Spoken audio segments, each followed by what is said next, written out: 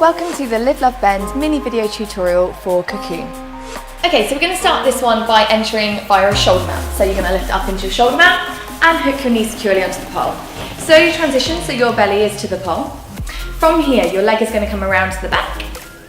You're going to reach the same hand to that foot to the inside and you're going to pull it down towards you as much as possible. Reach the other arm across now onto the foot and transition the hand through, making sure you're secure with that top knee the whole time. Transition your head through, and then when you're ready, you can begin kicking that leg into full extension as much as you possibly can. From here, you're going to slowly release that leg, so make sure it doesn't ping away from you, and then you're going to reach down the pole and up and over that top knee via a Gemini climb over to dismount.